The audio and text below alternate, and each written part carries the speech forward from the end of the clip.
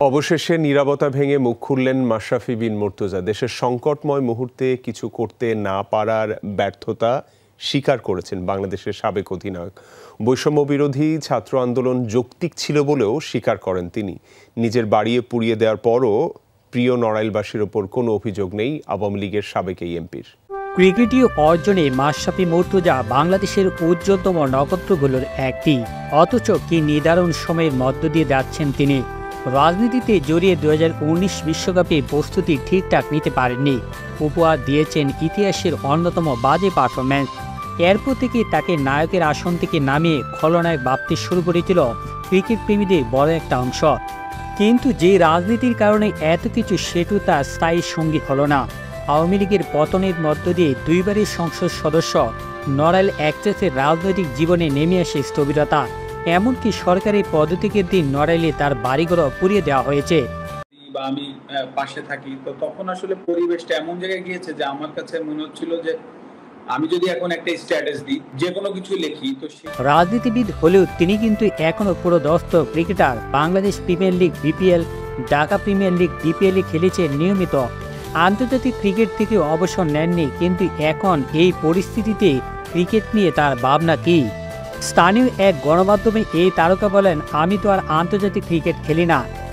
এছাড়া ক্রিকেট বোর্ডে যুক্ত হওয়ার প্রসঙ্গে তিনি বলেন, আমি সংসদ সদস্য হওয়ার পর খেলা বাদ দিয়ে ক্রিকেট বোর্ডে যায়নি। সাধারণত হয়তো উপরের মহলে গিয়ে বলতে পারতাম যে ক্রিকেটে এই কাজটা করতে চায় বা এই দায়িত্ব নিতে চায়।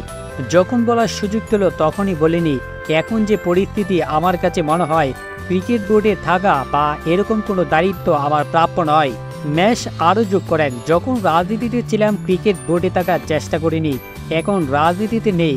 এখন যদি বোর্ডে থাকার চেষ্টা করি বা থাকতে চাই, তাহলে কেমন হয়ে যায় না? তবে যার রক্তে ক্রিকেট মিশে আছে, সে সুযোগ পেলেই ক্রিকেটের সঙ্গে কাজ করবে, এমনটা জানিয়ে তিনি বলেন, যদি ছোট কোনো প্ল্যাটফর্মের সুযোগ আসে সেই জায়গা থেকে চেষ্টা করতে পারি, কিন্তু বড় পরিসরে বা বোর্ডে গিয়ে বলবো, সেটা অনেকটা সুযোগ সন্ধানী ব্যাপার হয়ে যাবে। তবে বৈষম্য বিরোধী ছাত্র আন্দোলন নিয়ে কোনো মন্তব্য না করায় শুরু থেকে সমালোচনা শুনতে হয়েছে মাশরাফি বিন মুর্তজাকে। এমনকি পুড়েছে নড়াইলে নিজের বাড়িও। গত 5 আগস্ট তার দলীয় সরকার পতনের পরও চুপ ছিলেন বাংলাদেশের সাবেক এই অধিনায়ক। তবে অবশেষে সবকিছু নিয়েই মুখ খুললেন ম্যাশ। নীরবতা ভেঙে জানিয়েছেন দেশজুড়ে আন্দোলন চলাকালীন কেন চুপ ছিলেন বাংলাদেশ ক্রিকেটের সবচেয়ে জনপ্রিয় অধিনায়ক মাশরাফি। অ্যাবসলিউটলি ব্যর্থ হয়েছি।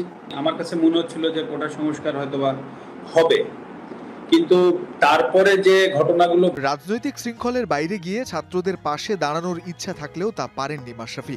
তবে আন্দোলনের পক্ষে মেয়ে হুমায়রার মত প্রকাশে কখনো বাধা হননি। সারা বিশ্বে ক্রিকেটার মাশরাফি নামে জনপ্রিয় হলেও নিজের শহর নড়াইলে তিনি কৌশিক। সবসময় চেষ্টা করেছেন এলাকার মানুষের পাশে থাকতে।